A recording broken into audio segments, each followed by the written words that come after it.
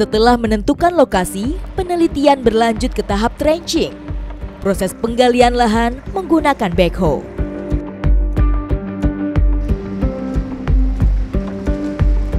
Dari tahap pengeboran tangan di awal, sudah terbukti adanya indikasi endapan pasir laut pada lahan pertanian ini. Namun, untuk memastikan perlu tindak lanjut dengan penggalian lahan lebih luas, maka backhoe didatangkan untuk menggali lahan lebih dalam. Penggalian satu lokasi dilakukan dalam waktu setengah hari. Kurang lebih lahan digali 10 kali 2 meter dengan kedalaman 2 meter. Hasil galian dalam ini lebih mudah diamati karena terlihat jelas dari dinding-dinding galian. Sedangkan pengeboran tanah di awal hanya sedikit yang bisa diamati.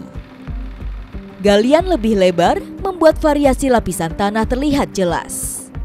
Sehingga peneliti lebih akurat mendapatkan sampel pasir laut untuk diteliti lebih lanjut.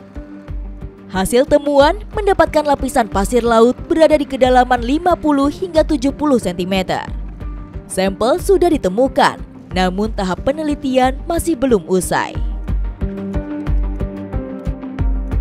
Berlanjut menggunakan alat georadar yang dapat mengeluarkan data dalam bentuk statistik. Penggunaan georadar ini untuk menemukan objek tersembunyi di bawah permukaan. Jadi gambarnya nanti ya seperti gambar USG itu. Jadi akan ada kesan yang kemudian bisa kita interpretasikan secara langsung atau misalnya dicatkan ke sebuah titik bor yang kita sudah tahu lapisan-lapisan batuannya di situ. Nah, itu yang akan lebih mempermudah. Jadi kalau misalnya setelah kita buat lintasan begini, kita membuat di sebelahnya, itu kita hubungkan dengan gambar yang ada di sini, sehingga kita bisa itu bornya bisa membantu interpretasi kita. Hasil dapat mendeteksi berbagai mineral dan zat-zat lainnya. Kemudian, metode georadar harus disinkronkan dengan data pengeboran dangkal sebelumnya. Jadi metodenya kan sifatnya tidak merusak. Kalau kita melakukan pemboran banyak juga akan memakan waktu, time consuming. Betul. Terus kalau menggunakan alat berat atau alat gali tentunya akan merusak lahan dan butuh effort yang lebih.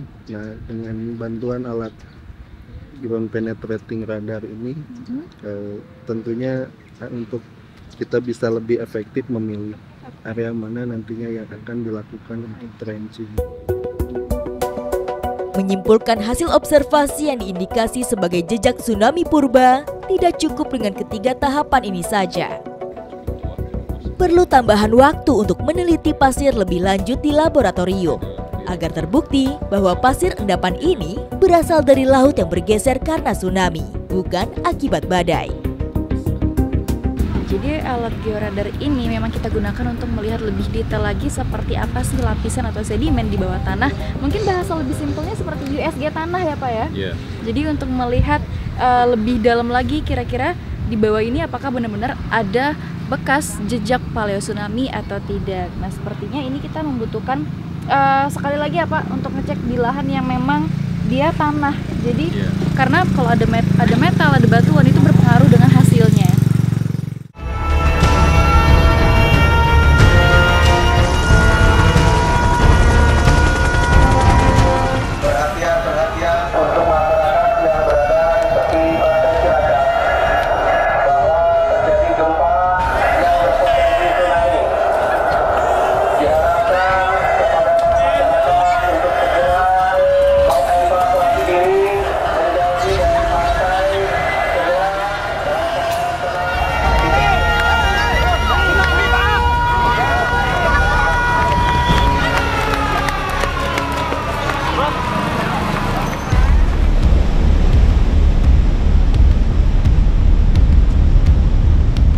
Bencana datang tak terduga dan tak bisa diprediksi.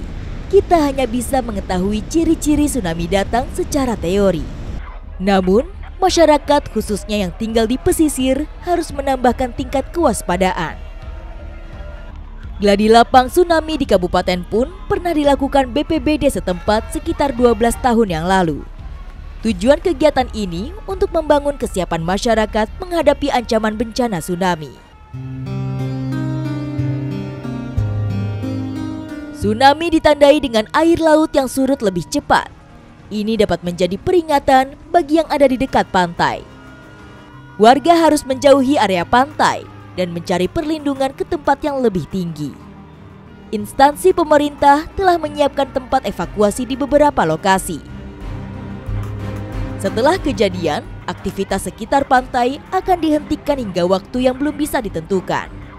Tingkat waspada akan selalu dirasakan warga pesisir. Aktivitas yang berkaitan dengan laut tetap berjalan.